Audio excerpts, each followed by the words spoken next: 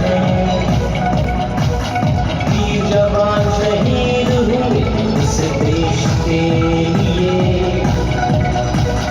इस देश की आजादी हमें बचाना है। वीर जवान शहीद हुए इस देश के लिए, ये है भारत देश हमारा देश, सबसे प्यारा है देश। ये है भारत देश हमारा देश, सबसे अच्छा है देश। ये है भारत देश हमारा देश, सबसे सुंदर है देश। ये है भारत देश हमारा देश, सबसे प्यारा है देश।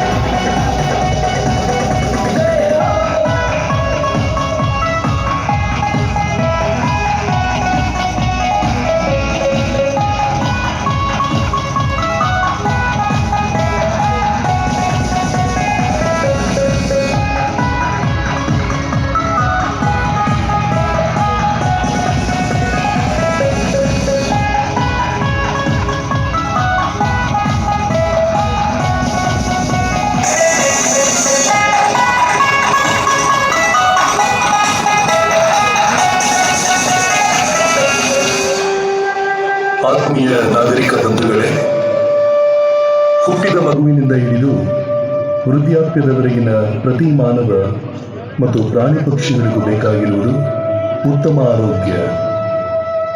ಆದರೆ ನಾವುಗಳು ಸ್ವಯಂ ಪ್ರೇರಣೆಯಿಂದ ಸ್ವಚ್ಛತೆ ಕಾಪಾಡದೆ ನಮ್ಮ ಊರುಗಳನ್ನು, ಉದ್ಯಾನವನಗಳನ್ನು ಕಸದಿಂದ ತುಂಬಿಸಿ ಹಾಳು ಮಾಡುತ್ತಾ ಮಾರಣಾಂತಿಕ ರೋಗಗಳಿಗೆ ಬಲಿಯಾಗುತ್ತಿದ್ದೇವೆ.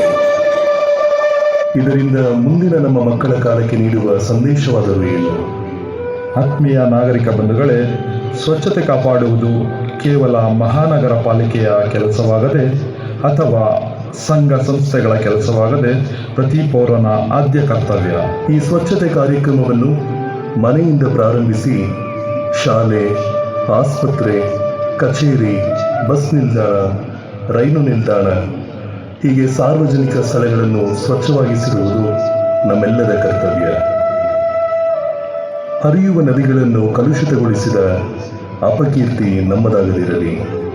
ಅವಸರವಿಲ್ಲದಿದ್ದಾಗ ಸ್ವಂತ ವಾಹನಗಳನ್ನು ಬಳಸದೆ ಶುದ್ಧ ಮಾಲಿನ್ಯ ಪಡೆಯುವ ಸಲುವಾಗಿ ಪರಿಸರವನ್ನು ಸ್ವಚ್ಛವಾಗಿಡಲು ಪ್ರತಿಯೊಬ್ಬರು ಕೈಜೋಡಿಸಿ.